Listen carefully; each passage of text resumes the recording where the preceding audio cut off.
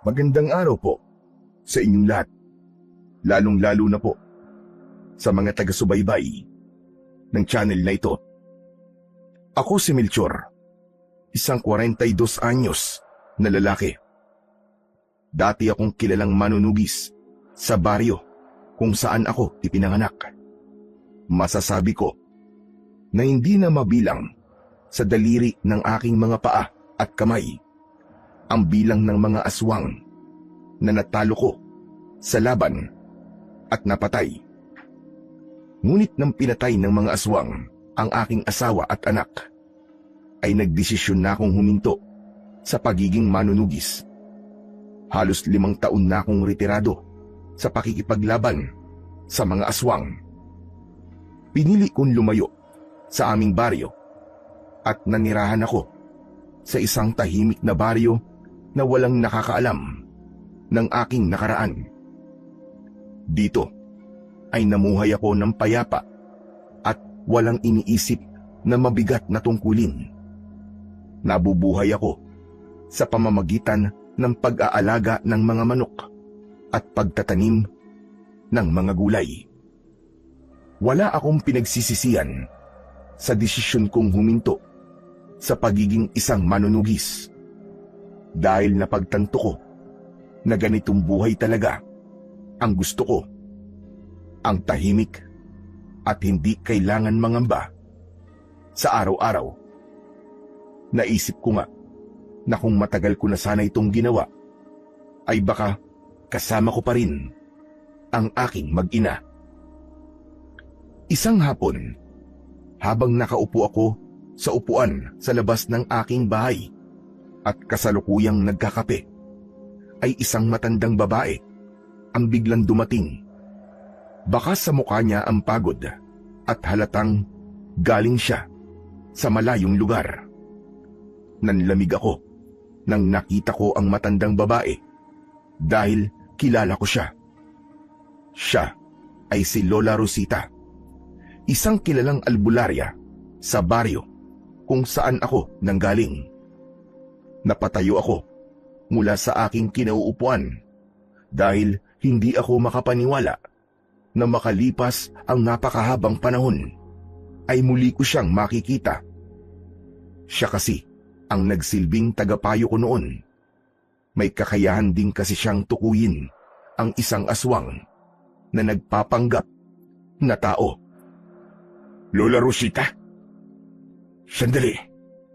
Paano niyo nalaman na dito ako nakatira? Madaling magtanong-tanong, Melchor. Ang mahirap ay ang biyahe ko papunta rito. Hindi ko akalain na napakalayo pala ng lugar kung saan ka na nakatira ngayon. Ano pong ginagawa niyo rito? Pwede bang papasukin mo muna ako at bigyan ng tubig? Sige ho. Tuloy po muna kayo sa bahay ko. Pinapasok ko si Lola Rosita sa aking kubo. Umupo siya sa sahig na kawayan. Kumuha ako ng isang baso ng tubig at inabot ko yun sa kanya. Naupo ako sa harapan ni Lola Rosita. Matapos niyang uminom, ay iginala niya ang mata niya sa kabuuan ng aking kubo.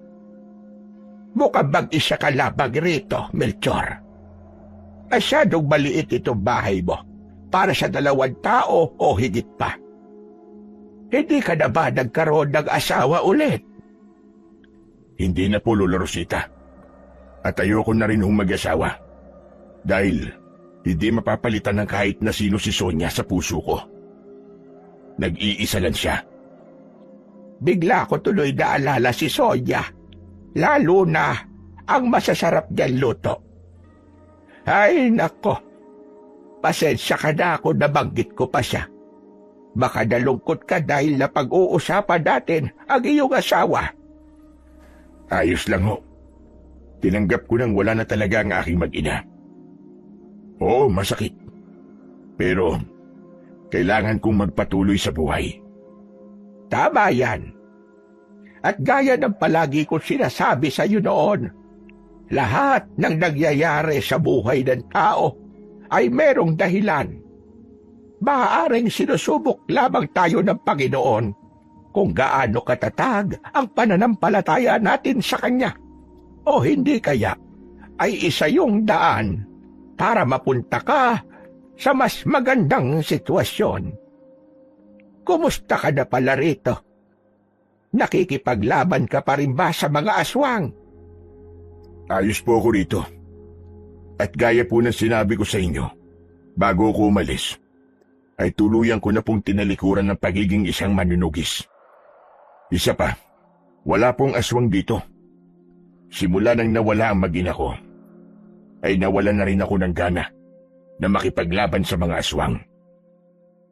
Pakiramdam ko nung panahon na yun, ay biglang nawala ng direksyon ng buhay ko at nawalan ako ng dahilan para ituloy pa ang mga pinaglalaban ko.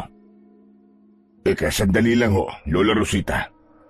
Pinuntahan niyo po ba ako rito para kumustahin ako o may iba pang dahilan? Sandaling tumahimik si Lola Rosita dahil sa tanong ko. Naramdaman ko na nag-iipon siya ng lakas ng loob para sagutin ang tanong ko. Bigla akong kinabahan kahit wala pa siyang sinasabi. Maya-maya pa ay tumikhim siya at sumeryoso ang kanyang muka. Nandito ako para kumustahin ka, Melchor. Pero bukod doon, ay meron pang isang dahilan kung bakit sinadya kita rito. Ako kasi ang nagpresentang kausapin ka dahil alam ng mga tao na makikinig ka sa akin. Bigla naman po akong kinabahan, Lola Rosita. Ano po ba talaga ang kailangan niyo sa akin? Dediretsahin na kita. May mga aswang na sumasalakay sa baryo natin ngayon. Ilang buwan na rin ang nakakaraan nang nagsimula silang manggulo sa atin, Melchor. At ang mga aswang na yon ay pinamumunuan ng tinatawag na hari ng mga aswang na si Silab. Marami na silang pinatay. Marami na silang kinuhang mga tao at ginawang alipin sa kanilang kuta. Ang iba naman ay hindi namin alam kung buhay pa o hindi na.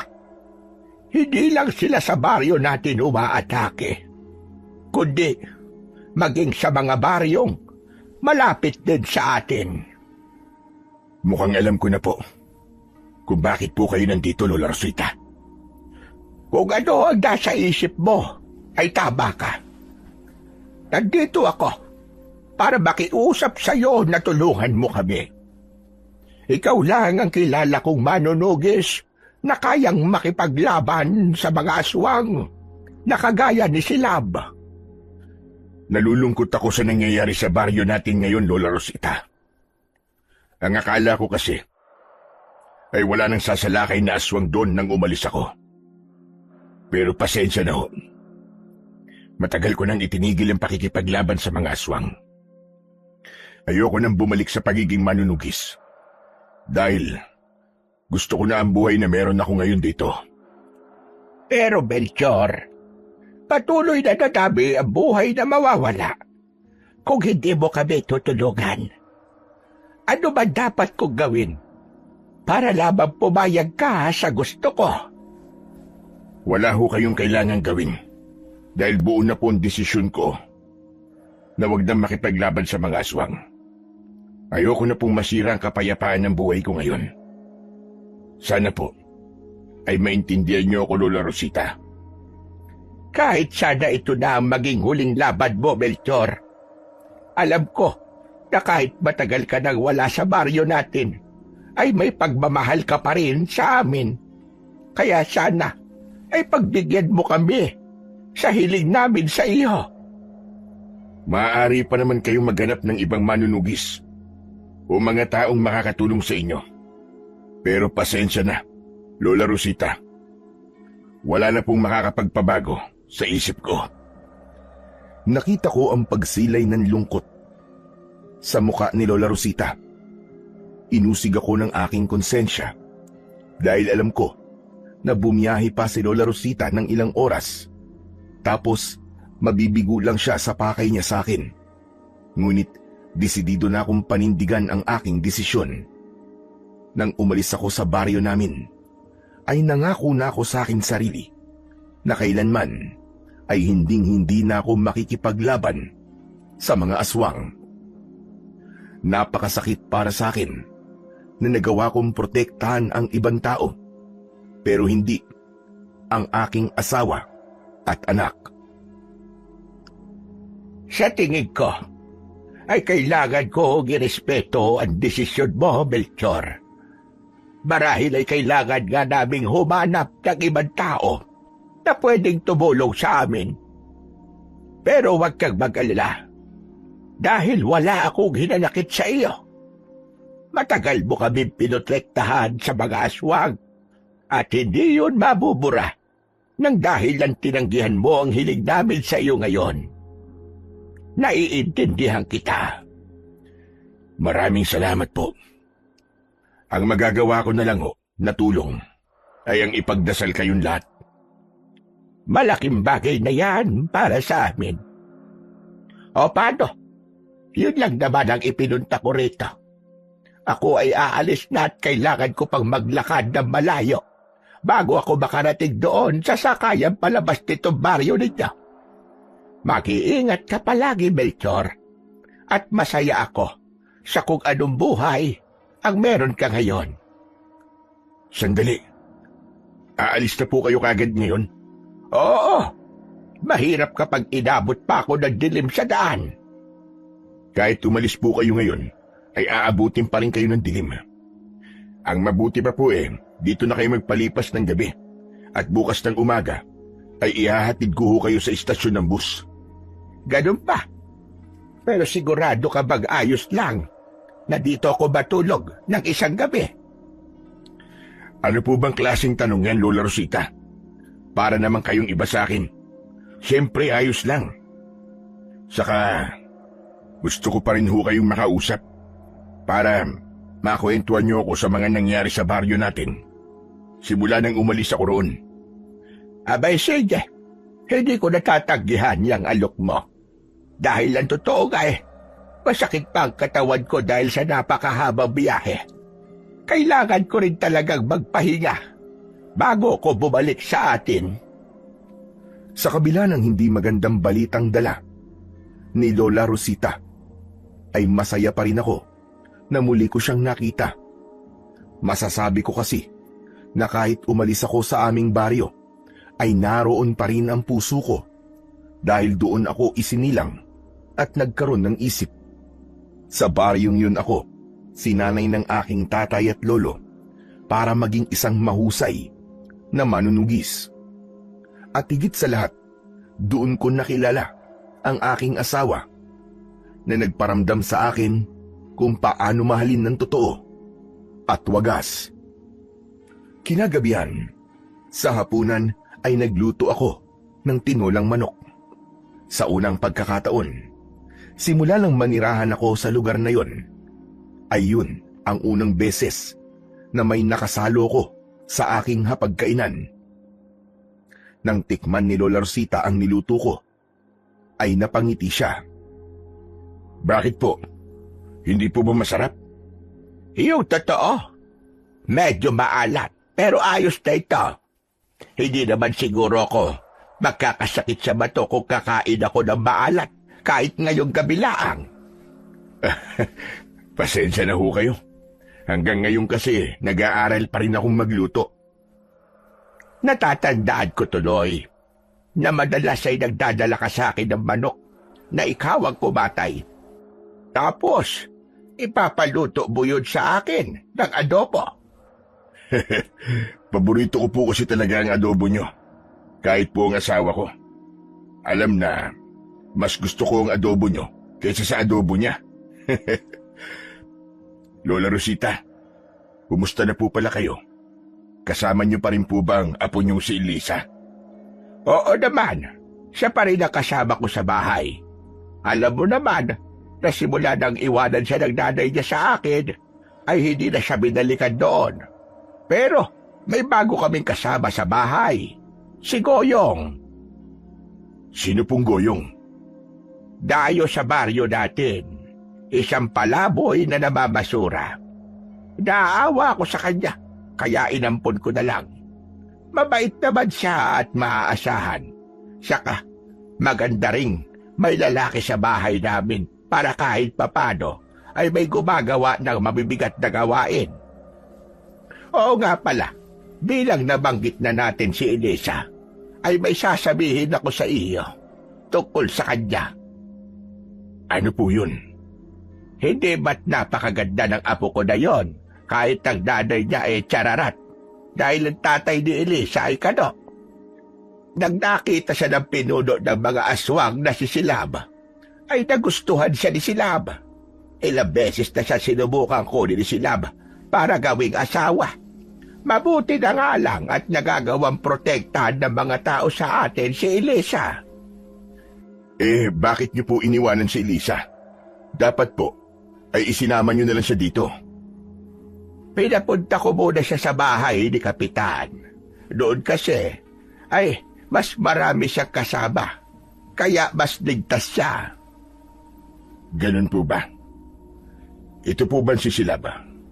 Ang sabi niyo, ay isa siyang hari ng mga aswang. Tama po ba? Oo. Yun ang pakilala niya sa amin nung unang beses siyang sumalakay sa baryo natin. Kung ganun, malakas na uri siya ng aswang. Hindi lang malakas, kundi wala ring awa. Sa lahat ng aswang na nakita ko, masasabi ko na si Silab ang pinakamalupit. Sa pagkakaalam ko, ay marami na sa baryong sinakop. Kaya nga nakakalungkot na mukhang mapapabilang na ang baryo natin sa mga nasakop ng aswang na yon. Alam mo ba, na simula na sa lakayin ni na Silab ang baryo natin, ay hindi na kami nakakatulog ng maayos sa gabi. Palagi na lamang kaming natatakot na baka bigla na lamang sumalakay ang mga aswang. Nakakalungkot talaga ang nangyayari doon, Melchor. Bigla akong natahimik sa sinabing yon ni Lola Rosita. Kahit hindi ko nakikita ng personal ang kalagayan ng aming baryo, ay alam ko kung gaano kagulo roon at kung gaano katindi ang takot ng mga tao. Tila napansin ni Lola Rosita ang biglang pagtahimik ko. Kaya naman muli siyang nagsalita. Nako, baka isipin mo na kaya ko sinasabi sa iyo ang mga iyon ay para magpaawa sa iyo. Yung kasi talaga ang totoong nangyayari sa baryo natin ngayon. Sinabi ko lang para malaman mo. Huwag po kayong mag-alala.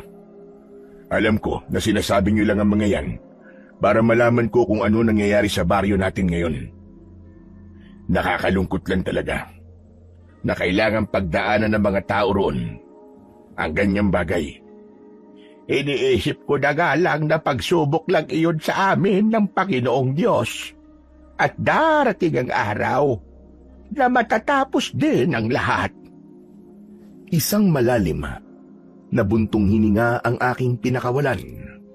Halos hindi ko malasahan ang kinakain ko dahil sa pag-iisip sa hindi magandang nangyayari sa baryo na aking sinilangan.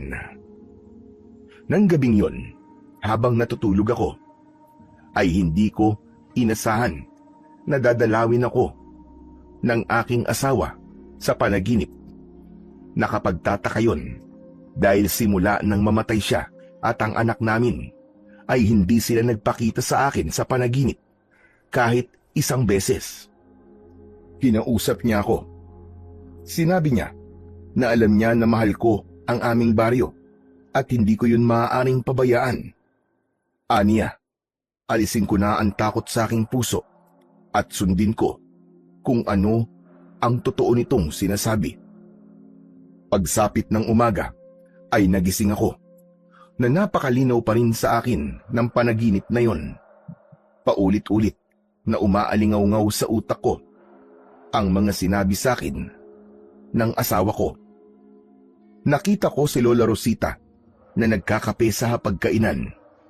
Ngumiti siya nang nakita niyang gising na ako.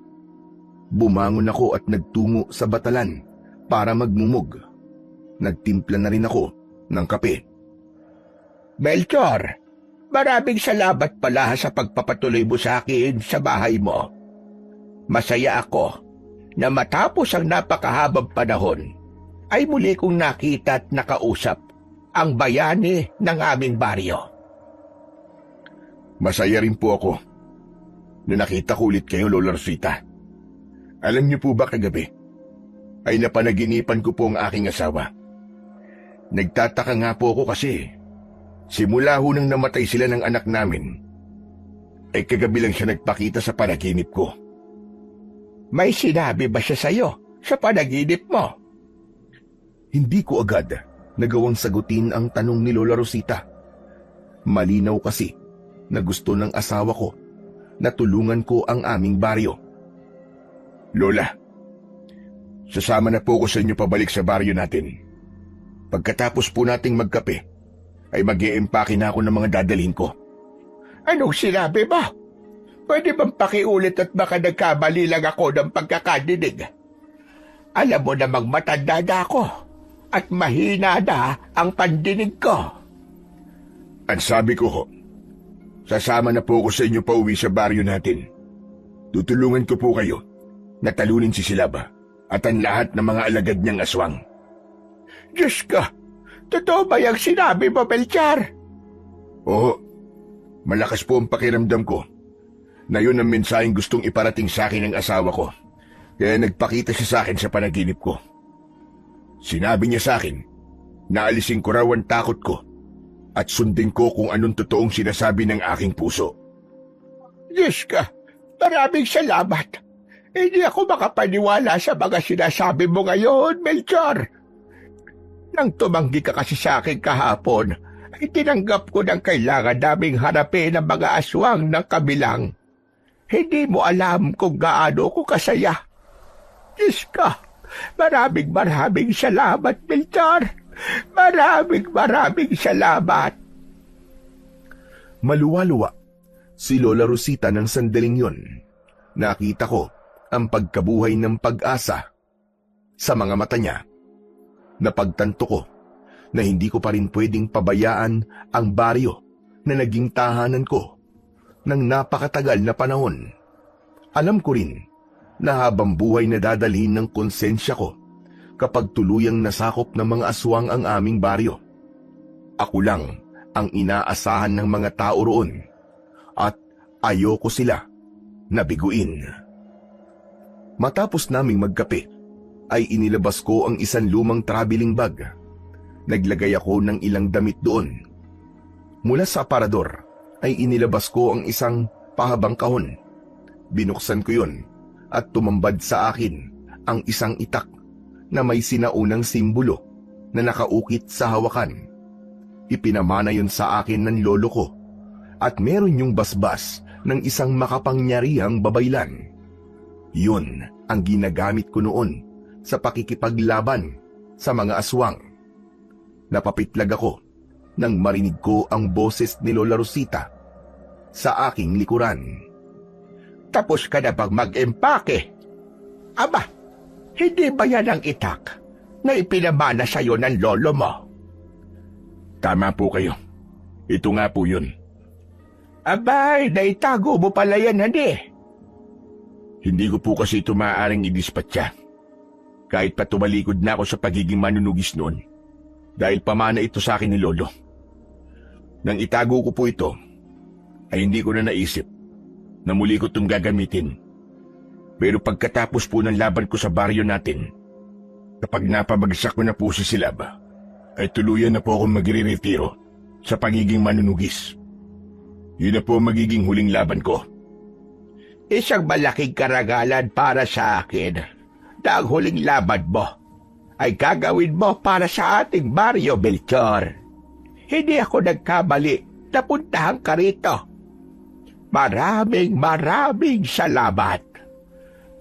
Tinapos ko na ang aking pag-iempake at hindi nagtagal ay magkasama na kaming umalis ni Lola Rosita Sa kabila ng pagiging biyasa ko sa pakikipaglaban sa mga aswang, ay hindi ko naiwasang kabahan, lalo na't yun ang unang beses na makikipaglaban ako sa isang hari ng mga aswang. Pero ganun pa man, naniniwala ako na nasa likod ko ang Panginoong Diyos at hindi niya hahayaan na magtagumpay ang kasamaan sa kabutihan. Naging napakahaba ng biyahe namin ni Lola Rosita. Sa halos 10 oras na nakasakay kami sa bus, ay inilaan ko ang aking oras sa pagtulog. Alam ko kasi na kailangan ko yun dahil sa sandaling tumapak ang aking mga paa sa aming baryo, ay hindi na ako magkakaroon ng maayos na tulog. Hindi nagtagal ay bumaba na kami ng bus. Mula roon ay sumakay kami ng tricycle. Bumaba kami matapos ang halos kalahating oras. Kailangan pa naming maglakad ng ilang minuto dahil walang pumapasok na pampublikong sasakyan sa mismong baryo namin. Maya-maya pa ay nakarating na kami sa baryo namin. Samot-saring alaala ang bigla na lamang bumalik sa akin. Hindi ko naiwasang maluwa dahil nakita ko ang resulta ng pag-atake ng mga aswang doon. May ilang bahay na giba at may mga natuyong dugo sa kung saan-saan. Hindi makapaniwala ang mga tao nang nakita nila ako. Nakita ko na may mga naiyak pa at natulala. May ilang lumapit sa akin para magpasalamat sa pagdating ko. Sinabi ni Lola Rosita sa mga lumapit sa akin na wag na muna nila akong kausapin dahil kailangan kong magpahinga. Dinala ako ni Lola Rosita sa bahay niya dahil matagal nang nasira ang bahay ko sa tagal ng panahon. Doon ay sinalubong kami ng isang binata na hula ko ay si Goyong. Bakas sa mukha niya ang gulat at saya. Lola, siya na po ba si Mang Melchor? Yung sinasabi niyo po na mahusay at magiting na manunugis? Tama ka, Goyong. Siya nga. Nandito siya para talunin si Silab. Melchor, siya pala si Goyong. Siya yung dating palaboy na inampun ko. Kapag meron kang kailangan, ay magsabi ka lamang sa kanya. Ikinagagala ko pong makilala kayo, Mang Melchor. Inilahad ni Goyong ang kamay niya at agad ko yung tinanggap. Ngumiti lang ako sa kanya. Ang ate Elisa mo, nasaan? Nandun po siya sa liwasan. Tumutulong po siyang gamutin yung mga nasugatan sa nangyaring pag-atake ng mga aswang kagabi. Diyos ko, umatake na naman pala ang mga aswang. Kumusta naman kayo? Ayos lang po kami. Mabuti nga po at naitago ni na Kapitan si Ate Elisa kasi siya talaga ang pakay ng mga aswang . Talagang hindi po sila titigil hanggat hindi po nakukuha si Ate Elisa. Pupuntahan ko muna si Elisa at tutulong din ako sa paggagamot sa mga nasugatan. Melchor, dito ka muna at magpahinga ka na. Goyong, ikaw na muna ang bahala kay Melchor. Sige po, mag-iingat po kayo, Lola Rosita. Agad na umalis si Lola Rosita at napansin ko na tila namamangha pa rin si Goyong habang nakatingin sa akin. May problema ba? May dumi ba ako sa muka at ganyan kang makatingin sa akin? Sorry po, hindi lang po talaga kasi ako makapaniwala. Nakaharap ko na po kayo ngayon. Dati kasi ay ikinikwento lang kayo sa akin ni Lola Rosita . Ang akala ko nga po hanggang kwento ko na lang kayo makikilala. Ano bang ikinikwento sa'yo tungkol sa akin? Ang sabi po niya magaling po kayong manunugis ng aswang. Napakarami niyo na raw po natalong mga aswang at napatay. Lahat po ng mga aswang na sumalakay dito, natalo niyo po. Kaya nga po, kinatatakutan ng mga aswang na salakayin ng baryo natin kasi natatakot po sila sa inyo. At kaya sila sumasalakay ulit dito. Ay alam nila na umalis na ako rito. Tama ba? Ganun na nga po, Mang Melchor. Pero sigurado ko na kapag nalaman nila na nandito na ulit kayo, nako, matatakot na ulit sila. Tsaka Mang Melchor, idol ko po kayo eh. Gusto ko nga pong maging kagaya nyo eh. Kagaya ko? Paanong kagaya ko? Na gusto ko rin pong maging isang manunugis. Huwag mo nang pangarapin na maging kagaya ko, Goyong. Hindi biro ang maging isang manunugis. Bukod sa isa tong mabigat na tungkulin, ay hindi lang buhay mo ang manganganib, kundi pati na rin ang buhay ng mga taong mahal mo. Ganun po ba? Pero gusto ko pa rin po maging kagaya nyo, Mang Melchor. Ang sabi po kasi ni Lola Rosita ay marami pong humahanga sa inyo. Kahit nga po ako na sa kwento lang kayo nakilala, ay humahanga sa inyo eh. Ano pa po kaya yung mga taong naging saksi ng kabayanihan nyo? Ang dahilan mo lang ba, kaya gusto mo maging manunugis, ay para hangaan?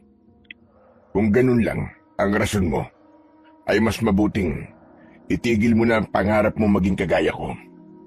Masyadong mababaw ang ganyang dahilan. Tila napapahiyang napayuko si Goyong. Napakamot pa siya sa likod ng kanyang ulo. Saan pala ako pwedeng matulog, Goyong? Gusto ko na muna sanang magpahinga. Sige po. Tara po sa kwarto nyo. Nalinisan ko naman po yun. Dito po tayo. Binuksan ni Goyong ang isang pinto. Nauna siyang pumasok doon bago ako. May isang papag sa silid na yon at merong malaking bintana. Ito po ang magiging kwarto nyo. Ang totoo po niyan eh. Kwarto ko to kaya magkasama po tayo rito. Ayos lang po ba sa inyo yun? Sa lapag naman po ako matutulog tapos kayo po sa papag. Ayos lang. Walang problema sa akin na may kasama sa kwarto. Basta ayoko ng maingay at maraming tanong. Sige, ganun po ba? Sige ho. Pero sayang, marami po sana akong tanong sa inyo eh. Pero sige po, susubukan ko pong itikom po ang bibig ko. Sige, idol, magpahinga ka na. Ngumiti mula sa akin si Goyong bago siya lumabas ng kwarto. Isinarado ko ang pinto at inilagay ko sa isang sulok ang dala kong bag. Humiga na ako sa papag at hindi ko napigilan ang mapangiti kay Goyong. Napansin ko kasi na talagang gusto niyang maging isang manunugis na kagaya ko. Naalala ko kasi sa kanya ang aking kabataan. Ganun na ganun din ako noon. Talagang malaki ang naging kagustuhan ko na maging isang manunugis. At yun ang nagdala sa akin kung nasaan ako ngayon. Gabi na, nang magising ako. Lumabas ako ng kwarto at naabutan ko sina Lola Rosita, Goyong at Elisa na nasa sala at nag-uusap. Nagliwanag ang muka ni Elisa nang nakita niya ako. Napatayo pa siya mula sa pagkakaupo. Totoo nga po ang sinabi ni Lola. Bumalik na po kayo rito, Mang Melchor. Pansamantala lang ito, Elisa. Kapag nagawa ko ng misyon ko rito, ay aalis na ulit ako. Maraming salamat po at pumayag po kayo na sumama rito. Sigurado po ako na maraming matutuwa dahil nandito na po kayo ulit. Mangyaring, hindi ko pa rin pala kayang tiisin ang baryo natin. Kahit nung una, ay hindi ako pumayag sa sinabi ni Lola Rosita. Mamaya na tayo magkwentuhan. Maghapunan na muna tayo. Nagluto ako ng adobong manok. Alam kong paborito mo yon, Melchor. Naku po, mukhang mapaparami yata ang kain ko nito ah. Matagal ko na pong hindi natitikman ang adobo nyo, Lola Rosita. Magkakasama kaming nagtungo sa hapagkainan. Agad na naghain si Lola Rosita at Goyong. Habang ginagawa nila yon, ay doon ko kinausap si Elisa. Totoo ba ang sinabi sa akin ni Lola Rosita na gusto kang kunin ni Silab? Opo, Mang Melchor. Hindi ko nga po alam pero gusto niya po akong maging asawa. Nagpapasalamat po ako sa mga tao rito kasi ginagawa po nila ang lahat para protektahan ako. Hindi na ako magtataka kung bakit nila yung ginagawa. Napakabuting tao ng lola mo. Kaya ibinabalik yun ng mga tao sa pamamagitan ng pagprotekta sa'yo. Yan din po ang naisip kong dahilan kung bakit nila ako pinoprotektahan. Kaya napakasayo ko po na sa wakas ay bumalik na po kayo rito. May katatakutan na po ulit ang mga aswang at baka kapag nakita ka nila kung gaano kayo kahusay, ay baka tumigil na sila sa pagsalakay. Sa totoo lang, yung mga alagad ni Silab ay masasabi ko na kaya ko silang talunin sa laban. Sigurado ako pagdating sa bagay na yun. Pero si Silab, hindi ako sigurado kung kaya ko ba siya. Ngayon lang ako lalaban sa isang hari ng aswang. Wala akong ideya kung gaano siya kalakas o kung ano ang kaya niyang gawin. Kaya sana, ipagdasal niyo ako na matalo ko si Silab. Malaking bagay kung mapapatay ko siya. Dahil sigurado ko na sa sandaling mamatay siya, ay aatras na ang mga alagad niya. Hindi nagtagal ay nagsimula na kaming kumain ng hapunan. Tahimik kaming kumain habang ako naman ay nakikiramdam sa paligid dahil wala akong ideya kung biglang sasalakay ang mga aswang sa gabing yun. Matapos naming maghapunan, ay lumabas ako at umupo ako sa upuan na nasa ilalim ng isang puno ng mangga. Pinagmasdan ko ang tahimik na paligid. Kahit isang tao ay wala akong nakikita. Nalungkot ako nang napagtanto ko na kaya walang tao ng ganong oras ay dahil takot ang lahat ng mga aswang. Mas lalo akong nagkaroon ng kagustuhan na matalo si Silab dahil yun lamang ang tanging paraan upang bumalik ang nawalang sigla ng baryong yun. Maya-maya ay pumasok na ako sa bahay ni Lola Rosita. Dumiretso na ako sa kwarto dahil hindi ko naramdaman na may mangyayaring pagsalakay ng mga aswang sa gabing yun. Kakahiga ko pa lang sa papag nang pumasok si Goyong na may dalang banig, unan at kumot. Inilatag niya ang banig sa saig at nahiga na siya. Ang akala ko ay matutulog na siya. Pero bigla siyang nagsalita. Mang Melchor, may plano na po ba kayo kung paano niyo po tatalunin si Silab?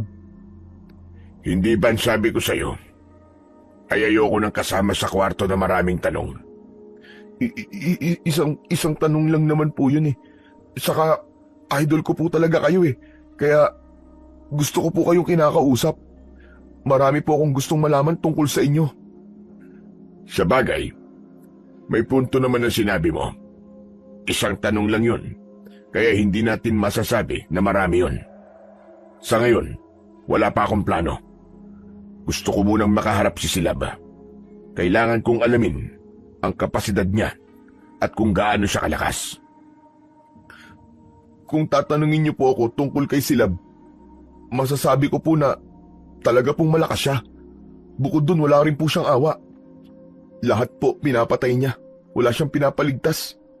Kung hindi man, dinudukot nila ang ibang mga tao at dinadala nila sa kuta sa gubat. Ang sabi po ng ibang tao, ginagawa raw pong alipin yung mga taong dinadala ng mga aswang sa kuta nila. Sana po, mailigtas niyo rin po sila kung buhay pa sila. Gagawin ko yan kahit di mo sabihin sa akin. Nandito ako para iligtas kayong lahat. Hindi ako aalis dito hanggat hindi ako nakakasiguro na ligtas na kayo mula kay Silab at sa mga alagad niya. Alam niyo po, Idol, hindi pa rin ako makapaniwala na nakakausap ko kayo. At hindi rin ako makapaniwala na magkasama pa tayong dalawang matulog sa isang kwarto. Pakiramdam ko nga po nananaginip lang ako ngayon eh. Sa sobrang paghanga ko nga po sa inyo, kulang na lang eh. Sambahin ko po kayo na parang Diyos eh. Huwag mo akong ituring na parang Panginoon. Tao pa rin ako. At itong kakayahan na meron ako ay galing lamang sa Kanya. Ginawa niya akong instrumento para maging tagapagtanggol ng mga tao mula sa mga aswang. Kaya kung meron ka mang dapat purihin at sambahin, yun ay walang iba, kundi ang Panginoon nating Diyos. Hindi na nagsalita si Goyong matapos ko yung sabihin. Maya-maya pa ay tuluyan nang naging tahimik ang paligid. Doon ko na ipinikit ang aking mga mata at hinayaan ko ang sarili ko na makatulog. Nang sumunod na araw ay nagtungo sa bahay ni Lola Rosita si Kapitan Roman. Ipinaabot niya sa akin ang kanyang pasasalamat sa pagbabalik ko sa aming baryo. Sinabi ko naman na gagawin ko ang lahat ng aking makakaya para maibalik ang kapayapaan sa lugar namin. Humiling din ako sa kanya na baka pwede kong sanayin sa pakikipaglaban ang mga kalalakihan na handang makipaglaban sa mga aswang. Mas magiging madali kasi ang pagkamit namin sa tagumpay kung hindi ako mag-isang lalaban. Sumang-ayon naman si Kapitan Roman sa aking sinabi at aniya ay siya na ang bahalang kumausap sa mga kalalakihan sa aming baryo. Sinabi ko kay Kapitan na kailangan sa araw din na yun magsimula na ang pagsasanay at mamayang hapon ay papuntahin niya sa liwasan ang mga kalalakihang handang makipaglaban sa mga aswang. Pagsapit ng 3:00 ng hapon ay nagtungo na ako sa liwasan, dala ang aking itak. Umasa ako na pagdating ko roon ay marami na akong maaabutang mga kalalakihan. Pero nagtaka ako dahil kahit isa ay walang tao ang naroon. Naghintay pa ako ng ilang minuto pero wala pa ring dumating. Nakakalungkot naman. Mukha yatang walang nakumbinsi si Kapitan na samahan ako sa pakikipaglaban sa mga aswang. Hindi yata magandang ideya to. Nang sandaling yon ay nagdesisyon na akong umalis pero biglang dumating si Lola Rosita na kasama si Goyong. Lola Rosita, ano pong ginagawa niyo rito? Nagpunta kasi si Kapitan Roman sa bahay kadi-kadila lang. May pinapasabi siya sa iyo. Nahihiya siyang siya mismo magsabi. Kaya ako na ang pinapunta niya rito.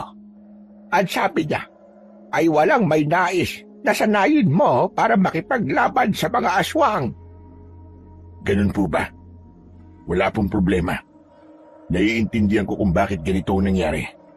Marahil ay nilamon na talaga ng takot sa mga aswang ang mga tao rito.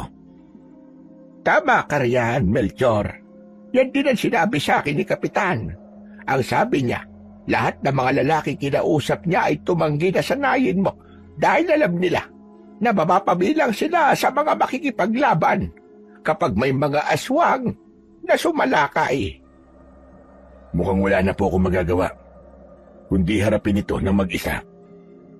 Sanay naman po ako na makipaglaban ng mag-isa, pero hindi ko pa kasi alam kung gaano kalakas si Silaba. Wala po akong ideya kung kaya ko ba siyang talunin ng ako lang. Tara na po, umuwi na ho tayo. Sandali lang po. Ano yun, Goyong? May sasabihin ka ba? Meron po. Ako po, Mang Melchor. Handa po ako makipaglaban sa mga aswang. Pumapayag po ako na sanayin nyo. Ano ka mo? Sigurado ka ba sa sinasabi mo na yan, ha, Goyong? Opo. Nasabi ko na po kay Mang Melchor na gusto ko pong maging kagaya niya. Kaya dapat, ngayon pa lang po, ay nagsisimula na po ako makipaglaban sa mga aswang. Mataman kong tinignan si Goyong at sinalubong niya ang mga mata ko nang hindi siya kumukurap. Hindi ko inasahan na maririnig ko ang mga salitang yun mula kay Goyong. Ang akala ko kasi ay hindi siya seryoso noong sinabi niya na nais niyang maging isang manunugis na kagaya ko. Mang Melchor, nakikiusap po ako sa inyo. Hayaan niyo po akong magsanay sa tulong niyo. Kahit wala po akong karanasan sa pakikipaglaban sa mga aswang, ay handa po ako matuto. Gagawin ko po ang lahat para maging karapat-dapat na maging isang manunugis. Sige, pumapayag ako sa gusto mo. Isa pa, nakatira ka sa baryong ito. At kung gusto mo makasama ko sa pagtatanggol sa mga tao rito, ay hindi kita pipigilan. Pero ipapaalam ko lang sa'yo na hindi magiging madali ang pagsasanay na gagawin natin. Kaya kung mahina ang loob mo, ay maaari ka nang umatras ngayon pa lang para hindi masayang ang oras natin dalawa. Handa po akong mahirapan. Patutunayan ko po sa inyo na karapat dapat akong sumunod sa inyong yapak. Naramdaman ko ang matinding determinasyon ni Goyong. Lihim akong humanga sa kanya. Dahil sa dami ng mga lalaki sa baryong yun, ay siya lang ang namumukod-tangi na may lakas ng loob na samahan ako sa pakikipaglaban sa mga aswang. Nang umalis na si Lola Rosita, ay pinakuha ko si Goyong ng patpat at mabilis naman siyang nakahanap. Yun kasi ang gagamitin niyang armas para sa aming pagsasanay.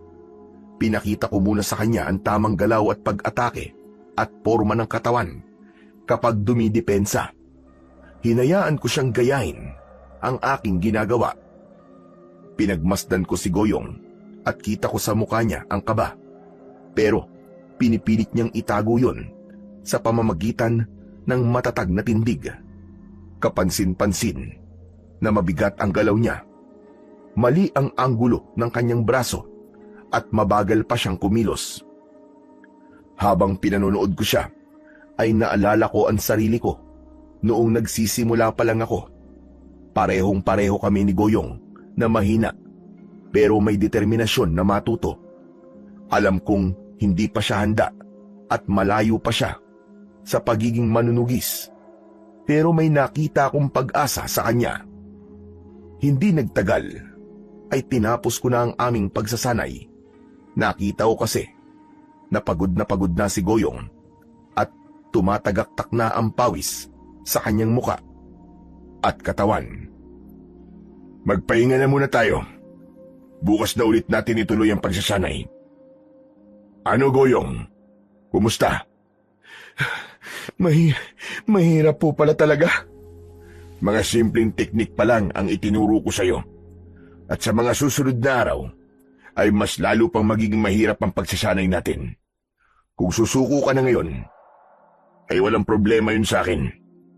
Hindi po ako susuko, Mang Melchor. Kung sa madaling parte pa lang ng pagsasanay, susuko na ako. Ano na lang kapag nasa totoong laban na ako. Wala pong kaso sa akin ng mahirapan. Dahil ang gusto ko po ay ang matuto. Ganyan nga, Goyong. Ganyan nga. Gusto ko yung naririnig ko sa'yo. Dapat ay alam mo kung bakit mo ginagawa ang lahat ng ito.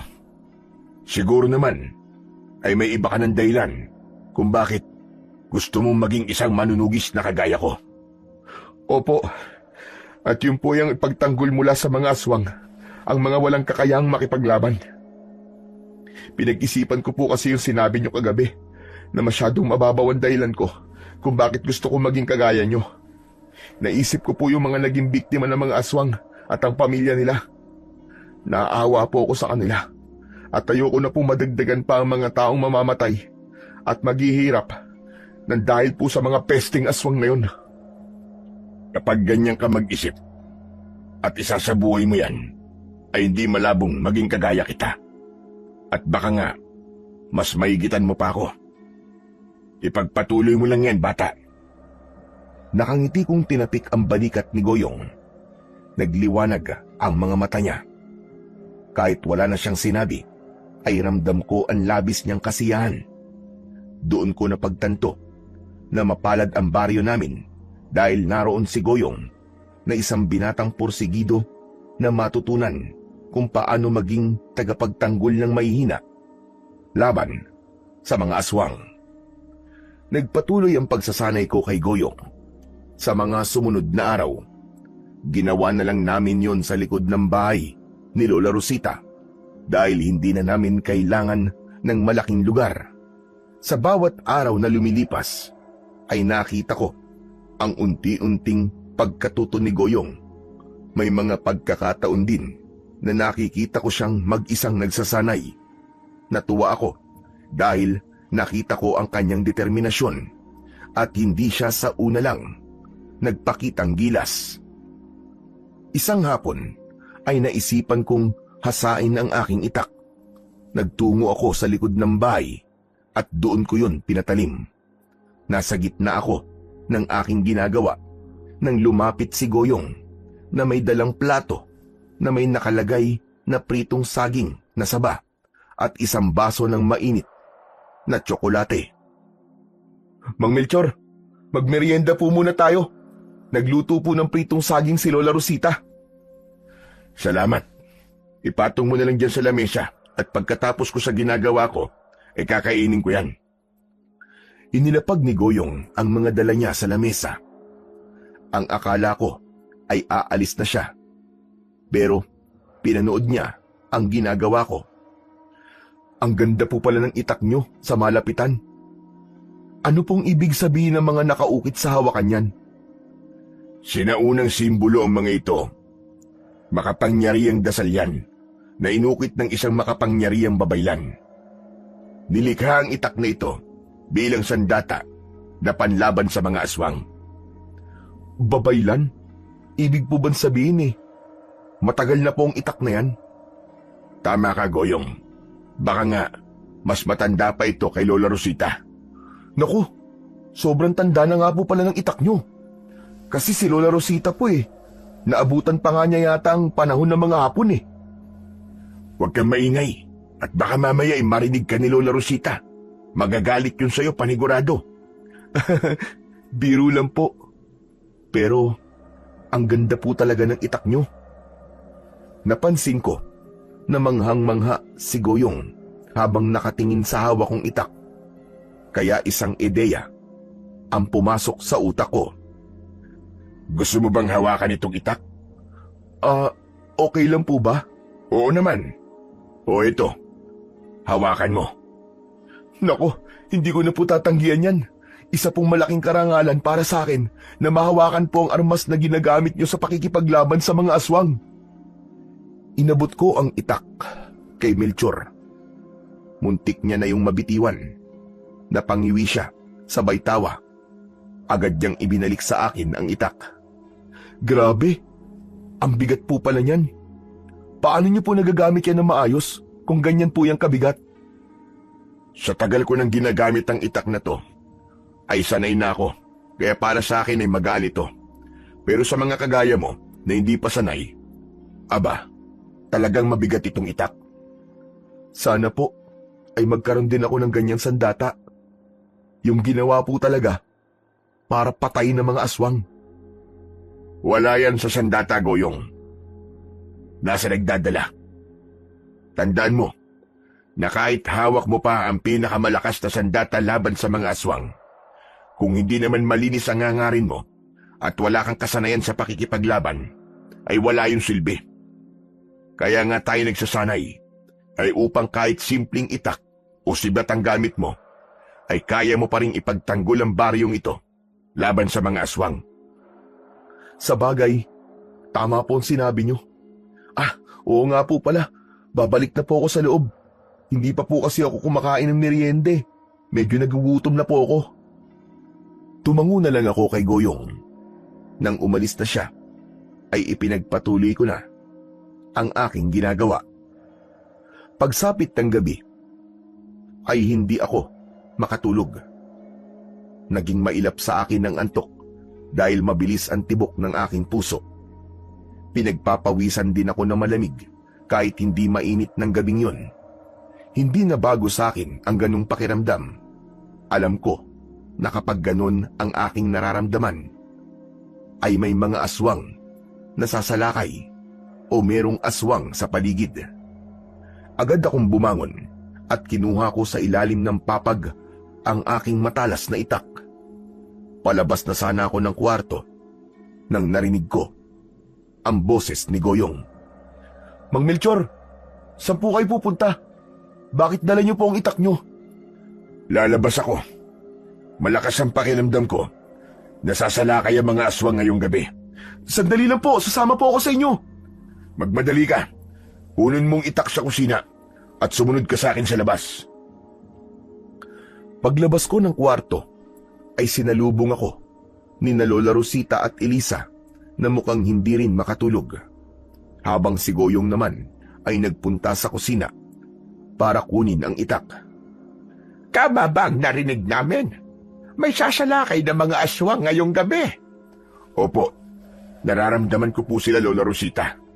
Nasa paligid lang natin sila at mukhang naghihintay lang sila ng pagkakataon para sumalakay.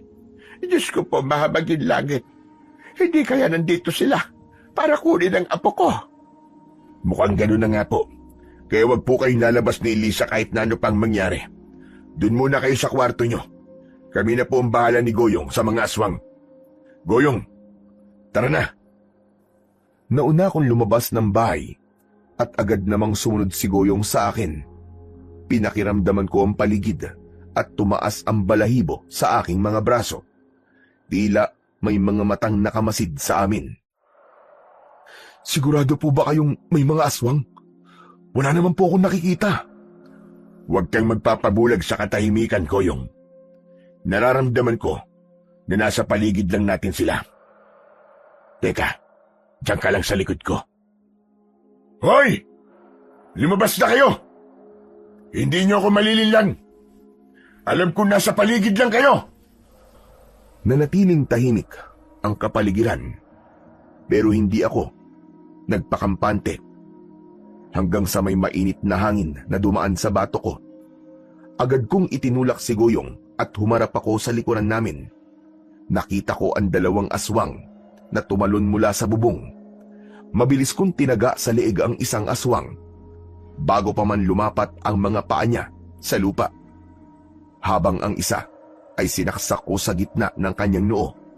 Nang hugutin ko ang itak ay sumirit ang kanyang dugo at bumagsak siya sa lupa at nagkikikisay.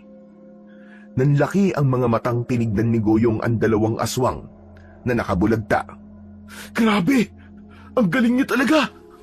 Paano niyo po nalaman na nandun sila sa bubong? Goyong, yumuko ka! Natarantaman ay mabilis na yumuko si Goyong. Nakita ko kasi ang isang aswang na mabilis na aatake sa likuran niya. Sinalubong ko ang aswang na yon ng aking itak. Bumaon yun sa bunganga ng aswang at tumagos yun hanggang sa batok nito. Doon na isa-isan lumitaw ang mga aswang sa kanilang pinagtataguan. Merong tumalon mula sa puno at may mga lumitaw mula sa madidilim na bahagi ng kagubatan. Mang Melchor! Ang dami po nila! Huwag kang panghihinaan ng loob. Huwag mong ipapakita sa kanila na natatakot ka. Gamitin mo ang mga itinuro ko sa'yo. Sabay-sabay na sumugod sa amin ang mga aswang. Nagtiwala ako kay Goyong na kaya niyang protektahan ng kanyang sarili, kaya itinuon ko ang aking atensyon sa pagharap sa mga kalaban. Pinuntirya ko ang mas malapit sa amin. Muli kong naramdaman ang pagkabuhay ng apoy ng isang manunugis sa aking puso. Para akong kidlat sa bilis kong gumalaw. Sa isang iglap ay dalawang aswang kagad ang aking pinatay. Sa gilid ng aking mga mata ay nakita ko si Goyong na ginagawa ang lahat para lumaban. Nang matumba siya at akmang susunggaban ng isang aswang, ay mabilis akong lumapit sa kanya at tinaga ko sa ibabaw ng ulo ang aswang. Inilahad ko ang isa kong kamay na agad namang tinanggap ni Goyong. Malakas ko siyang hinila patayo. Nagtalikuran kaming dalawa habang napapalibutan kami ng mga aswang. Nang sumugod muli ang mga aswang, ay matapang namin silang hinarap ni Goyong. Nakita ko na tila nabuhay ang tapang ni Goyong ng sandaling iyon. Dahil sa isang iglap ay isang aswang agad ang kanyang napatumba, habang ako naman ay ginamit ko ang aking kaalaman sa pakikipaglaban. Lahat ng aswang na nagtangkang atakihin ako ay matagumpay kong napatay. Hindi nagtagal ay umatras na ang mga natitirang aswang hanggang sa tuluyan na silang nawala sa aming paningin. Pagharap ko kay Goyong ay nagimbal ako dahil hawak niya ang kanyang balikat na dumudugo. May pag-aalala akong lumapit sa kanya. Sorry po, Mang Melchor, Idol. Hindi ko napansin yung isang aswang eh. Aray, kinagat ako sa balikat. Hindi mo kailangan humingi ng tawad sa akin. Normal na masugatan ka kapag nakikipaglaban sa mga aswang. Halika na. Bumalik na tayo sa loob para magamot ka ni Lola Rosita. Pero Idol, baka mamaya bumalik yung mga aswang eh. Baka dapat po na magbantay muna tayo rito. Sa tingin ko, Goyong, hindi na babalik ang mga yon. Natakot na sila sa atin dahil nakita nila na kahit dalawa lang tayo, ay kaya natin silang labanan kahit gaano pa sila karami. Inalalayan ko si Goyong papasok sa bahay. Pinaupo ko siya sa may sala at lumabas na sina Lola Rosita at Elisa sa kwarto nila. Agad namang kumuha ng panlinis at gamot sa sugat si Lola Rosita para asikasuhin ang sugat ni Goyong. Goyong, ayos. Magandang pinakita mo kanina. Kahanga-hanga ka dahil kahit ilang araw pa lang tayo nagsasanay, ay nakita ko na mahusay ka ng makipaglaban. Talaga, Idol? Akala ko nga magagalit kayo sa akin kasi nagawa kong sugatan ng isang aswang eh. Gaya ng sinabi ko sa'yo kanina, ay kasama yan sa pakikipaglaban. Maging ako ay nasusugatan din kapag nakikipaglaban sa mga aswang. Huwag mong iisipin na mahina ka dahil nasugatan ka. Yung pagharap mo sa mga aswang at pagtulong mo sa akin sa pakikipaglaban ay isang patunay na matapang ka. Maraming salamat, Idol ah. Malaking tulong po talaga yung mga itinuro niyo sa akin. Pero Melchor, sa tingin mo ba ay nagawa mong sindakin ang mga aswang? Babalik pa kaya sila? Kung si Elisa talaga ang pakay nila Lola Rosita, sa tingin ko'y babalik pa rin sila. Isa pa, mukhang wala sa mga aswang na yun si Silab. May hinang uri ng aswang ang nakaharap namin kanina ni Goyong. Lola, sa tingin niyo po ba ay titigil na po si Silab sa pagsalakay dito? Kung makukuha na po niya ako. Ano ba sinasabi mo, Apo? Anong ibig mo sabihin? Hindi po kaya mas makabubuti para sa ating lahat kung sasama na lang po ako sa kanya. Tapos, ang hihingin ko pong kapalit ay tumigil na po siya sa pagsalakay dito sa baryo natin. Hindi mo kailangang isakripisyo ang sarili mo, Elisa. Kaya nga ako bumalik dito, ay para talunin si Silab. Huwag ka magsasalita ng ganyan. Dahil mag-aalala ang lola mo sa'yo. Hindi rin tayo sigurado na kung sasama ka kay Silab, ay hindi na siya sasalakay, lalo na't ang mga aswang ay nabubuhay sa pagpatay at pagkain ng mga tao. Pasensya na po kayo sa mga nasabi ko. Natakot lang po kasi ako na baka mas marami pa ang mamamatay habang hindi pa namamatay si Silab. Huwag kayong mag-alala dahil gagawin ko ang lahat para makalaya na kayo mula sa takot nyo kay Silab. Isa pa, napakalaking bagay ni Goyong para sa akin. Maraming salamat sa pagtulong mo sa akin, Goyong. Walang anuman po, Idol. Isa pong malaking karangalan para sa akin na makasama ko kayo sa pakikipaglaban. Nagtagumpay man kami ng gabing yun, laban sa mga sumalakay na aswang. Alam ko na nagsisimula pa lang ang lahat. Malakas ang pakiramdam ko na sa susunod ay malaki ang posibilidad na makakaharap ko si Silab. Kaya naisip ko na mas kailangan kong paigtingin ang aming paghahanda. Pagputok ng araw ng sumunod na araw, ay nagtipon ng mga tao sa harapan ng bahay ni Lola Rosita. Lahat ay hindi makapaniwala sa dami ng patay na aswang na naroon. Pinagtulungan ng ilang kalalakihan na alisin ng mga bangkay ng aswang. Dinala ang mga yon sa gubat at doon sinunog. Habang nakatayo ako sa labas ng bahay, ay lumapit naman sa akin si Lola Rosita. Maraming salamat sa pagbabalik mo rito, Melchor. Kanina ko lang ulit nakita ang pag-asa sa mukha ng mga tao rito. Alam kasi nila na ngayong nandito ka na, ay meron na kaming tagapagtanggol. Maraming salamat din po sa inyo. Kasi hinanap at pinuntahan niyo ko. Pero hindi pa po tapos ang laban. Hanggat buhay pa si Silab, ay patuloy na atake ang mga aswang dito. Tama ka. Kaya hindi ba wala-wala ang pag-aalala ko kay Elisa? Natatakot ako na baka isang gabi ay makuha na siya ni Silab. Bukod doon, natatakot din ako sa mga sinabi ni Elisa kagabi. Para kasing sinisisi niya ang kanyang sarili kung bakit tayo sinasalakay ng mga aswang. Ayokong magising ako na wala na si Elisa at mas pinili na niyang sumama sa hari ng mga aswang. Hindi po ako papayag na aabot tayo sa ganun. Gagawin ko po ang lahat para matapos ng kasamaan ni Silab. Para makapamuhay na ulit kayo rito ng payapa at wala nang iniisip na kung ano-ano. Sana nga, Melchor. Bukod kay Goyong, ay si Elisa na lang ang kasama ko sa buhay. Ayoko na may mangyaring masama sa kanya. Maluwa-luwa si Lola Rosita nang niyakap ko siya.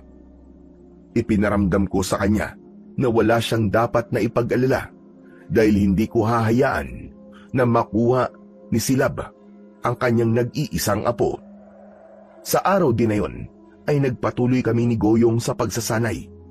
Kahit sinabi ko sa kanya na pagalingin muna niya ang kanyang sugat, ay nagpumilit pa rin siya na ipagpatuloy namin ang aming ginagawa.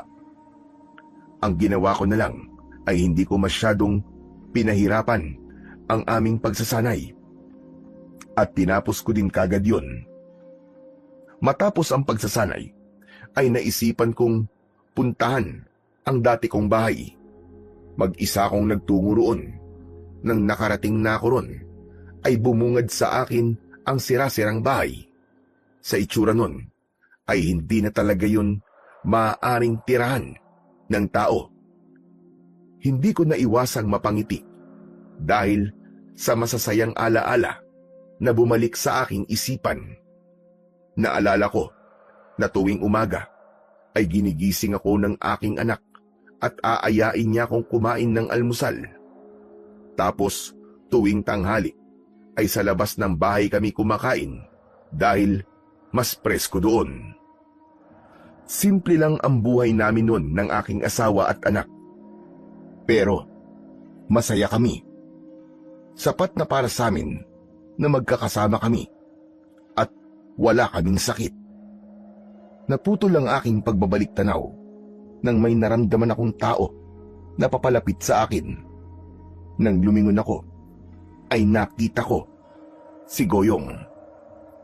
Anong ginagawa mo rito, Goyong? Sinundan kita, Idol. Hindi ko naman po alam na dito pala kayo pupunta. Ang totoo po kasi niyan, nang nalaman ko na diyan kayo nakatira, madalas akong pumupunta rito. At bakit mo naman ginagawa yun? Kasi gusto ko po kasi talaga kayong makilala eh. At ang naging paraan ko po para makilala kayo ay ang puntahan ng bahay nyo. Meron pa nga pong mga gamit na naiwan dyan sa loob eh. Talaga? Nandiyan pa ba mga gamit na iniwanan ko? Oo naman po. Lahat po ng tao rito ay pinilit na alagaan ng bahay nyo. Pero dahil na rin po sa tagal ng panahon, ay naluma na po yan. Marurupok na po ang mga haligi at butas-butas na po ang bubong. Naglakad ako palapit sa mismong bahay. Maingat kong binuksan ang pinto at saka ako pumasok. Nakita ko na totoo nga ang sinabi sa akin ni Goyong. Maging ang dingding ay marami ng butas at naroon pa ang ilang mga gamit na naiwanan ko noong umalis ako. Mas lalo kong naalala ang aking mag-ina nang nasa loob na ako ng aking bahay. Hindi nagtagal ay pumasok na rin si Goyong. Lumapit ako sa isang aparador na nasa sahig ang pinto. Mula sa aparador ay nakita ko ang isang kahon. Napangiti ako nang kunin ko ang kahon. Binuksan ko yun at tumambad sa akin ang ilang piraso ng mga luma at kupas na litrato.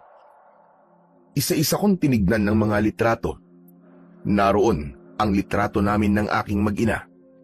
Nakangiti kaming tatlo sa litrato na yon. Ang muling litrato ay sa aking lolo. Hindi ko napigilang mapangiti dahil matagal ko nang hindi nakikita ang lolo ko. Iyan po ba ang lolo nyo na nagpamana po sa inyo nung itak? Tama ka, Goyong. Siya nga.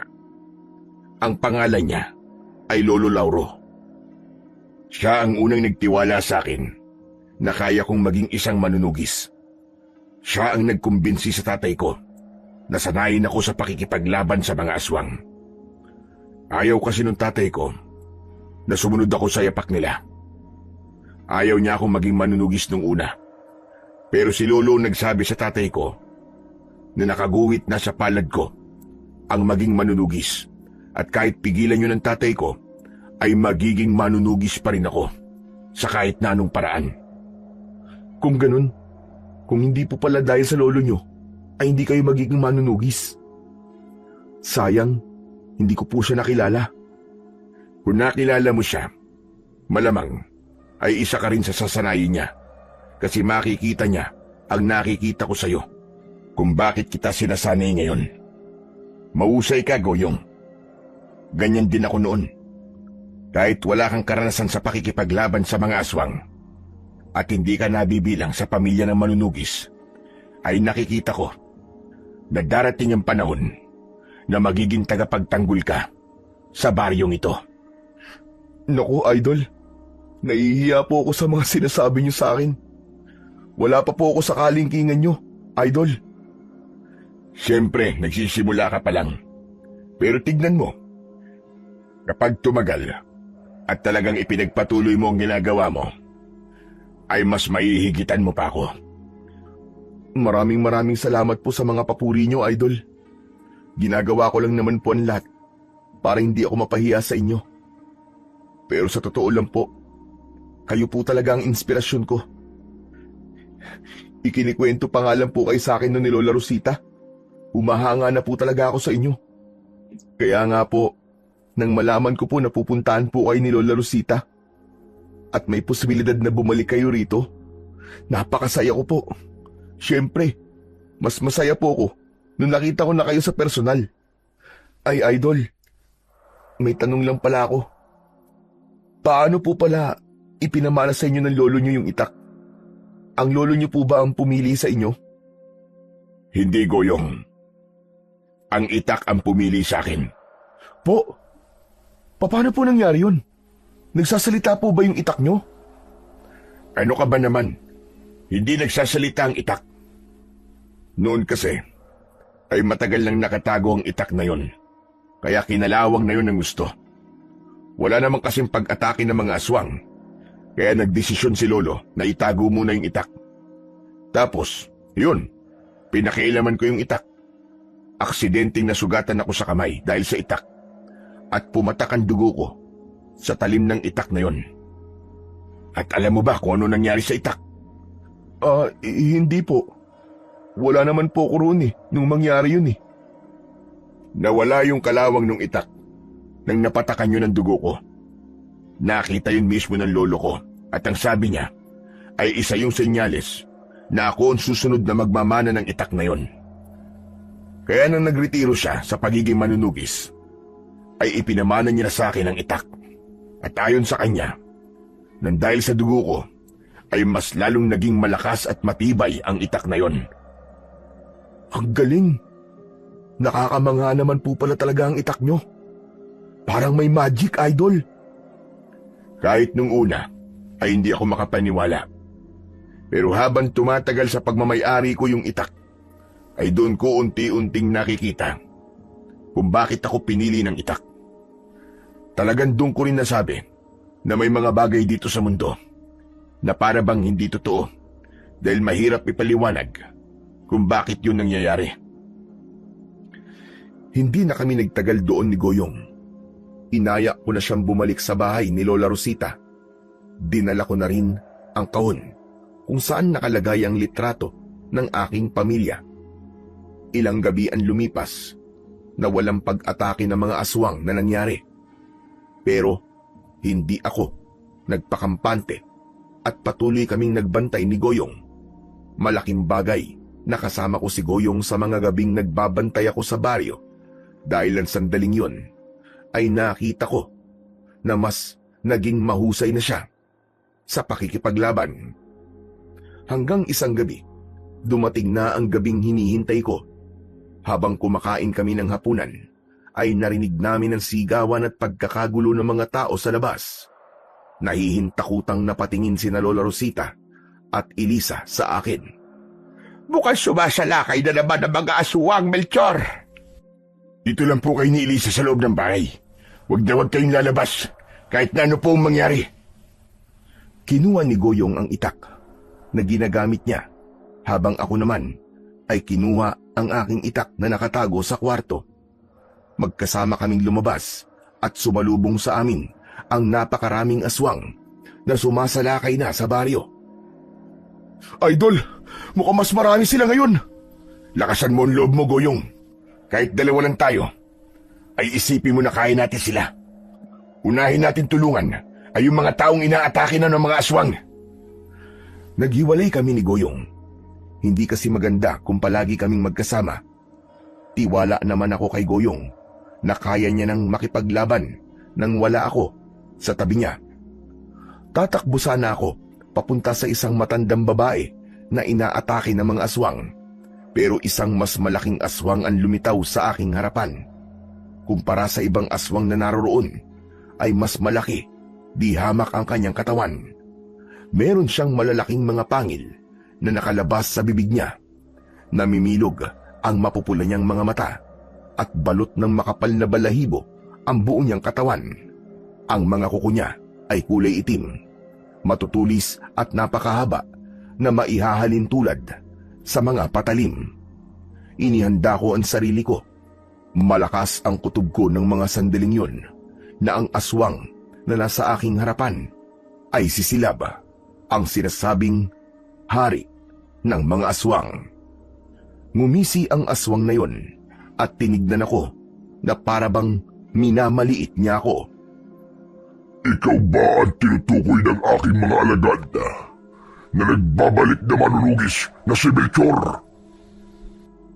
Ako nga, at sinisigurado ko na ikaw naman si Silab, ang hari ng mga aswang. Isang malaking pagkakamali na nagbalik ka pa rito dahil ang baryong ito ang magiging libligan mo. Ikaw ang nagkamali sa pagpili sa baryong ito na dito kayo magasik ng inyong kasamaan. Isang mahabang ungol ang pinakawalan ni Silab bago siya mabilis na sumugod. Sinalubong ko ang pag-atake niya. Nagdikit ang aming mga braso at umalingaw-ngaw ang tunog ng matatalim niyang kuko na tumama sa talim ng itak ko. Napakatigas ng mga kuko niya na parabang gawa yun sa matibay na uri ng metal.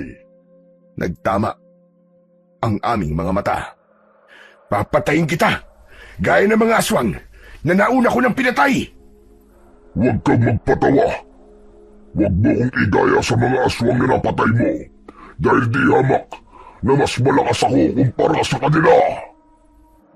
Naghiwalay kami ni Silab at doon na nagsimula ang palitan namin ng pag-atake. Nagawa kong tagain ang braso niya, pero mabilis siyang umatras. Muli siyang sumugod, pero mabilis kong naiwasan ang ginawa niya na pag-atake. Nagpalitan kami ng mabibigat na pag-atake. Muntik nang tumama sa leeg niya ang aking itak, ngunit bigla siyang naglaho sa paningin ko. Sa isang iglap ay nasa likod ko na siya. Umikot ako at ginamit ko ang itak bilang panangga sa matatalim niyang kuko. Tinamaan niya ang tanim ng itak ko at naramdaman ko ang puwersang halos magpatilapon sa akin. Malakas akong itinulak ni Silab at napaatras ako ng ilang hakbang. Nagulat ako nang mabilis akong hinabol ni Silab at bago pa ako makaiwas ay bumaon na ang matatalim niyang mga kuko sa aking dibdib. Napasigaw ako dahil sa labis na sakit at hapdi, pero hindi ko ipinakita na pinanghihinaan ako ng loob. Alam kong Mas lalakas si Silab kapag nakita niya na natatakot ako at nanghihina. Natatawa ko nang sabihin sa akin ng mga alagad ko na merong malakas na manunugis ang humarap sa kanila. Iyan na ba ang malakas para sa kanila? Wala ka pa sa kalahati ng kaya kong gawin. Masyado ka maraming sinasabi. Tignan natin kung makakapagyabang ka pa kapag pinatay na kita. Isang malakas na sigaw ang pinakawalan ko. Maigpit kong hinawakan ng mga kamay ko ang itak at saka ako mabilis na sumugod kay Silab. Tumalim ang mga mata ni Silab at sinalubong niya ako. Iniligay ko ang lahat ng lakas ko sa aking mga braso at kamay. Itinaas ko ang itak at nang tatagain ko na sana si Silab ay sinalubong ng matatalim na kuko ni Silab ang aking itak. Malakas na nagtama ang kuko niya at ang aking itak at lumikha pa yun ng nakakangilong tunog.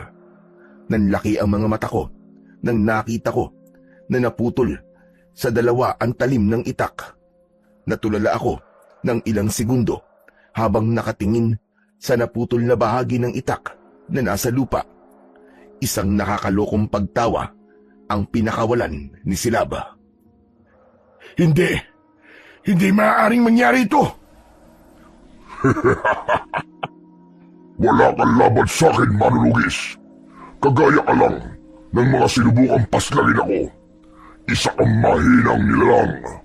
Kahit anong sandatang gamitin mo sa akin, ay hindi mo ko mapapatay. Nanghina ako na napaluhod sa lupa.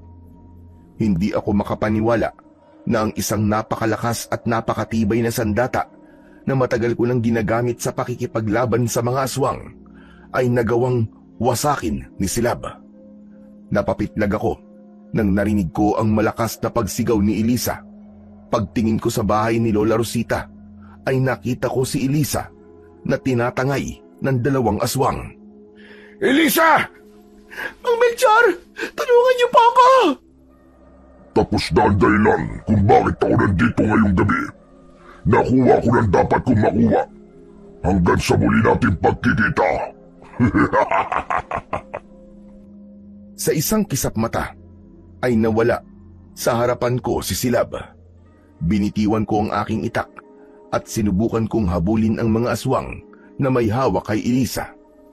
Umabot na kami sa gubat at doon ay tuluyan na silang nawala sa aking paningin. Luminga ako sa paligid at paulit-ulit kong tinawag ang pangalan ni Elisa, pero wala na akong nakuwang tugon mula sa kanya. Pakiramdam ko ay isa akong malaking talunan. Una, nagtagumpay si Silab na makuha si Elisa. At ang pangalawa ay nasira ang itak na ipinamana pa sa akin ng lolo ko. Bagsak ang balikat na bumalik ako sa bahay ni Lola Rosita.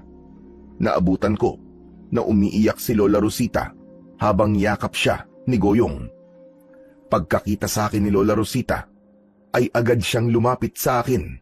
Hinawakan niya ang mga braso ko at tinignan niya ako habang walang patid ang kanyang mga luha.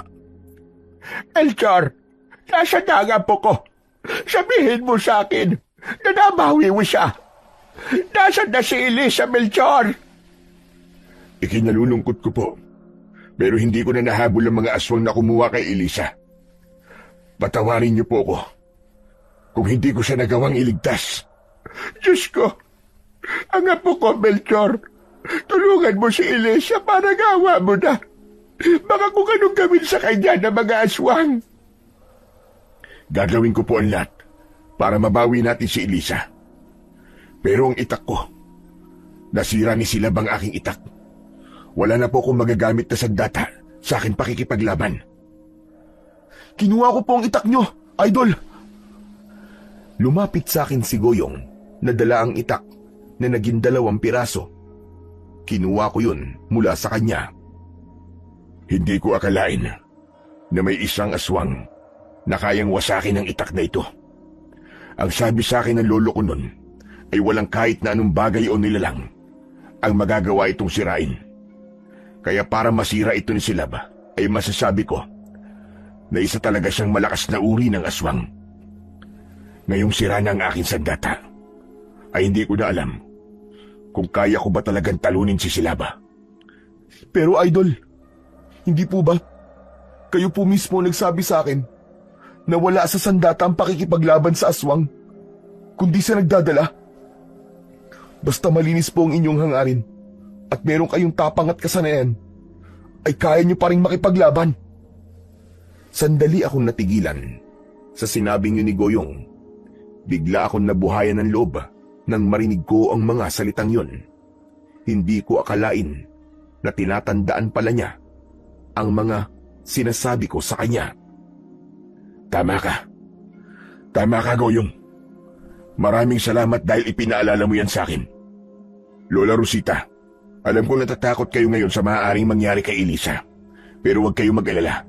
Dahil sisiguraduhin kong hindi matatapos ang gabi na ito na hindi ko na ibabalik si Elisa sa inyo. Pero Idol, may sugat ka. Alam ko, pero hindi tayo maaaring magsayang ng oras. Bawat minuto at segundo'y mahalaga. Buhay ni Elisa ang nakasalalay dito. At hindi pwedeng ipagpabukas ito dahil maraming pwedeng mangyari sa kanya sa gabing ito. Sino sa inyo nakakaalam kung nasa ng kuta ni na Silaba? Ako, Idol. Alam ko kung nasan yun. Nakita ko na po yun nang minsang sinundan ko ang isa sa mga alagad niya. Samahan mo ko ron. Pero ano pong sandata ang gagamitin nyo? Kahit sira ng aking itak, ay ito pa rin ang gagamitin ko. Naniniwala ako na ito ang sandatang tatapos sa kanya. Naniniwala pa rin ako sa kapangyarihang taglay nito. Lola Rosita, aalis na kami ni Goyong. Ipagdasal niyo po ang aming kaligtasan. Maraming salamat sa iyo, Melchor. Maraming salamat. Nagkatinginan kami ni Goyong. At nang tumango ako, ay lumabas na kami. Malalaki ang mga hakbang namin patungo sa gubat. Dala ni Goyong ang kanyang itak, habang ang sa akin naman ay ang putol na itak. Wala na akong pakialam kahit ganun na ang nangyari roon. Iniligay ko pa rin ang buong tiwala ko sa aking sandata. Sinundan ko si Goyong sa paglalakad. Halos marinig ko na ang malalakas na tibok ng aking puso.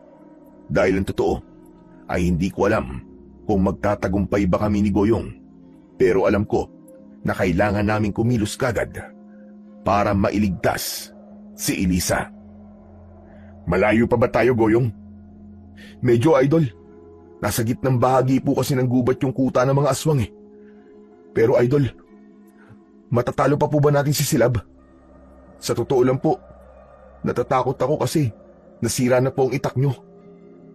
Sa nangyari kanina, hindi ko na alam kung matatalo pa natin siya. Pero bilang manunugi sa tagapagtanggol ng baryo natin, ay kailangan kong gawin ang lahat para protekta ng ating baryo. Kahit pa ang maging kapalit nun ay ang buhay ko. Basta, kapag nandun na tayo sa kuta, ay ako na ang haharap sa mga aswang at kay Silab. Hanapin at iligtas mo si Elisa. Kapag nabawi mo na si Elisa, umalis na kagad kayo. Ano? Ang ibig niyo po ba sabihin eh? Iiwanan ka namin doon? Ganun na nga. Ang dapat mong isipin ay ang kaligtasan yung dalawa ni Elisa. Pero paano ka, Idol? Huwag mo na akong intindihin, Goyong. Kaya kong sarili ko. Pero Idol, sundin mo na lang ang sinabi ko. Huwag nang matigas ang ulo. Kailangan mailigtas natin si Elisa dahil malakas ang kutob ko na gagawin siyang palahian ni Silab. Diyos ko, ibig sabihin, gagawin na parang aso ni Silab si Ate Elisa? Higit pa sa hayop ang gagawin niya kay Elisa. Si Elisa ang gagamitin nila para mas dumami ang kagaya ni Silab. Kaya bilisan na natin bago pa mahuli ang lahat.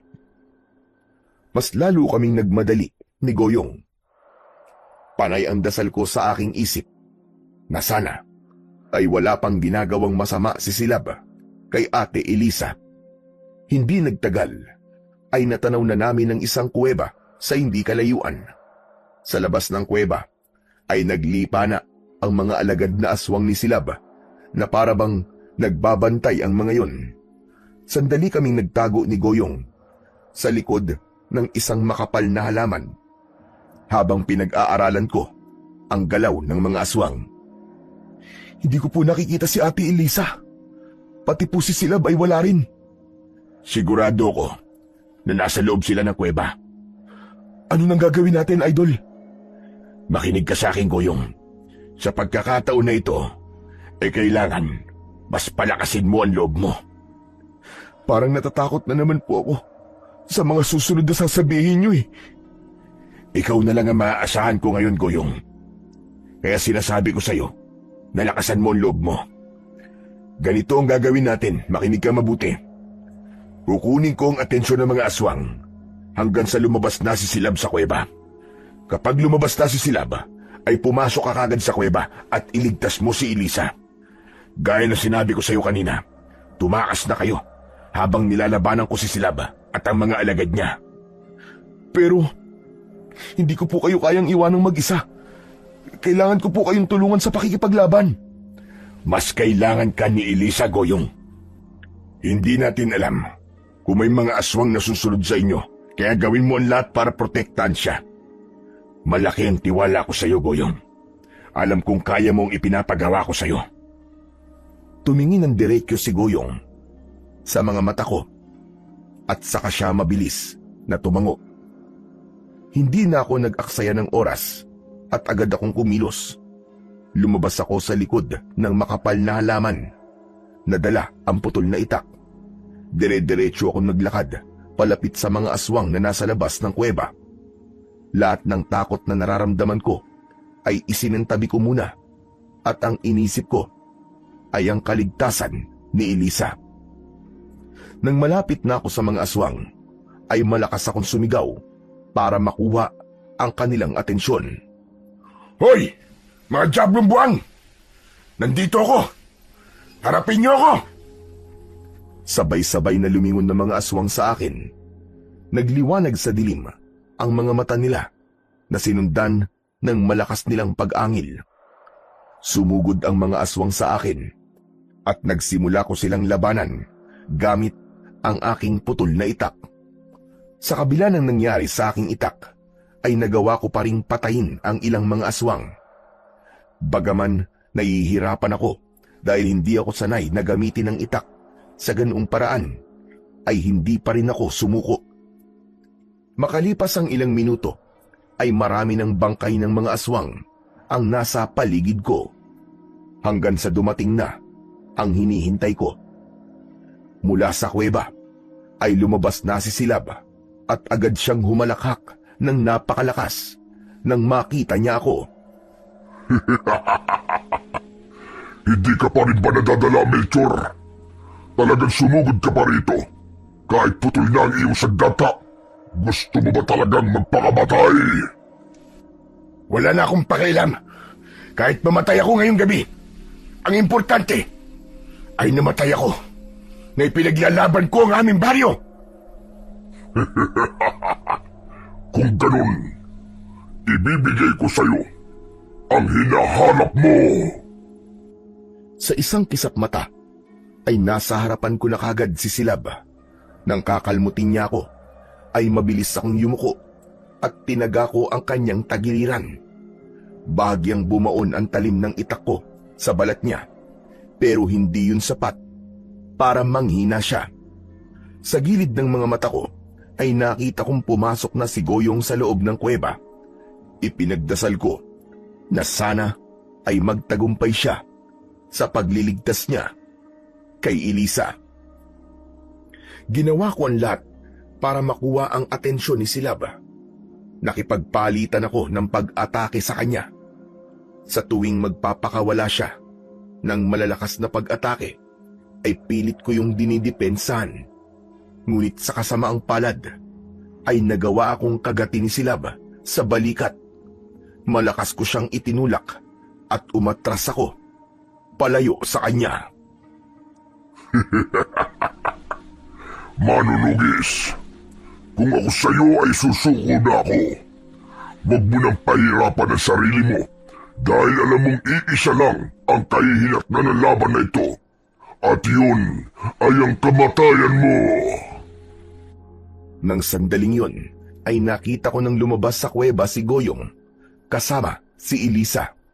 Upang hindi sila mapansin ni Silab, ay sumugod ako kay Silab. Tumalon ako ng mataas para tagain siya. Pero malakas niya akong hinampas sa muka gamit ang kanyang kamao. Tumilapon ako pakaliwa at habang nasa area ko ay nabitiwan ko ang aking putol na itak. Mabilis na lumapit sa akin si Silab at habang nakahiga ako sa lupa ay sinunggaban niya ako at pumaibabaw siya sa akin. Itinaas niya ang kamay niya at kumislap sa dilim ang matutulis niyang kuko. Katapusan mo na, manunugis. Magiging isang alamat ka na lamang sa baryong pinuprotektahan mo. Idol! Kulang na lang ay lapitan ko si Goyong at pagsasampalin siya sa ginawa niyang pagsigaw. Napatingin si Silab, kina Goyong at Elisa. Pinatakas ni Goyong si Elisa habang si Goyong ay mabilis na tumakbo para kunin ang aking itak. Inutusan ni Silab ang natitira nitong mga alagad na atakihin si Goyong. Pinalibutan ng mga aswang si Goyong pero nanatili siyang nakatayo at matatag. Sige! Subukan niyong lumapit mga diablong buang! Hindi ako natatakot sa inyo! Sugod! Sabay-sabay na sumugod ang mga aswang kay Goyong. Nakita ko na may kumagat na aswang sa braso niya. Umalingaw-ngaw sa buong kagubatan ang malakas na pagsigaw ni Goyong. Umagos ang dugo niya mula sa kanyang braso papunta sa itak at hindi ako makapaniwala. Nang magliwanag bigla ang itak matapos yung baluti ng dugo ni Goyong. Isa yun liwanag na nakakasilaw.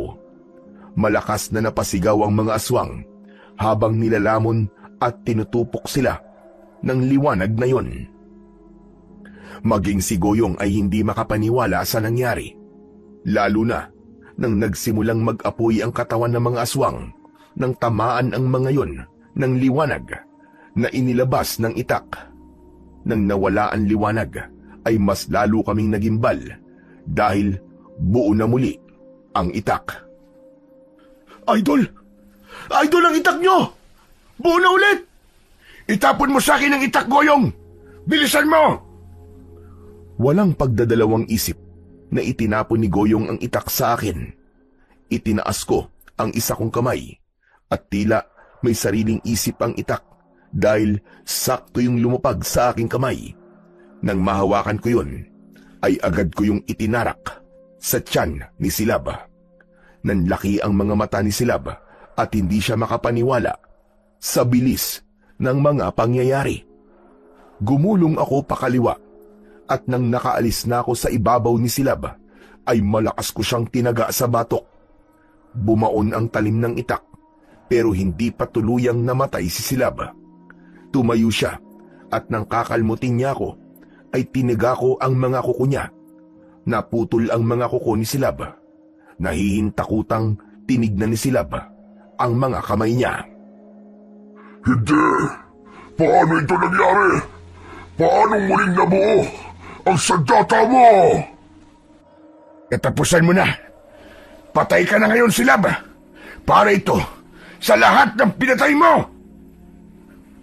Sumugod ako kay Silab at muli ko siyang sinaksak sa dibdib. Paghugot ko ng itak ay umikot ako ng mabilis at pinadaan ko ang talim ng itak sa kanyang leeg. Pagharap ko kay Silab ay hawak niya ang malaking hiwa sa leeg niya at pinipigilan niya ang pagbulwak doon ng dugo. Umatras ng umatras si Silab hanggang sa nawalan siya ng balanse. Pahiga siyang natumba sa lupa. Nang lapitan ko si Silab ay hindi na siya gumagalaw.